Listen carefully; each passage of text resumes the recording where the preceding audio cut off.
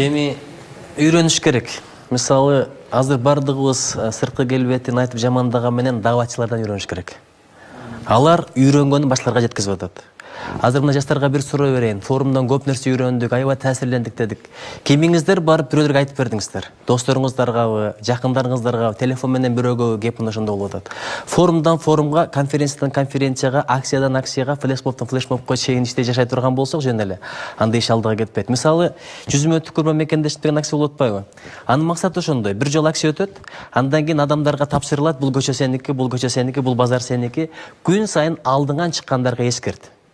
Түкүрбө, бирок жакшы сөз менен урушуп кетпе, талашып кетпе. Бир сөз бар, бирөөнүн адебин оңдойм деп атып, өзүңдүн адебиңди бузуп алба деген маселе бар да.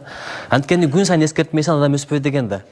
Илгери ушундай кылмагандар болгон экен, эгерде бирөө жарым келип туруп, кемчилигин айтып койсо айтышканда, чоң рахмат, аркамдан чаян келип чаккан чакты мойнумдан байкатпай, сен мага эскертип койдуң деп.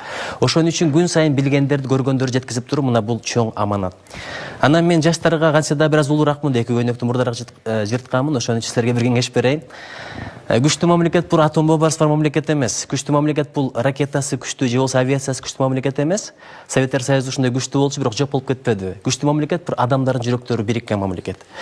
Мурда бизде кландык бөлүнүү бар эле, регионалдык бөлүнүү бар болчу, таптык бөлүнүү бар болчу. Азыр идеологиялык бөлүнүү болуп атат. Байкап атасыңарбы? Сен батышчыл, сен чыгышчыл, сен дилчил, сен улутчул деп. Адам бир мезгилде батышчыл, анан динчил, анан улутчул болсо болбойбу? Мисалы, манас эпосун окуйм, калпакчан жүрөм, комуз ойнойм, мен улутчул болуп калган жокмун го. Ошол эле мезгилде Америкада окуганмын, Дюманы окуйм, Майн Ридди аябай жакшы көрөм. Мен америкачыл болуп калдымбы, батышчыл болуп калдымбы? Намаз окуганын баардыгы араб боло бербейт. Арабтарга динди керек болсо биздикилер үйрөткөн. Аль-Бухари бизден чыккан, Тирмизи бизден чыккан, Алёши бизден чыккан, Саракчи бизден чыккан, Ибн Сина бизден чыккан. Ошон үчүн дин бул арабтардыкы эмес, ким кармаса ошоноку. Үчөөнү айкалыштырып, руханий жактан жетилген, физикалык жактан жетилген, интеллектуалдык жактан жетилген инсан болсо болбойбу.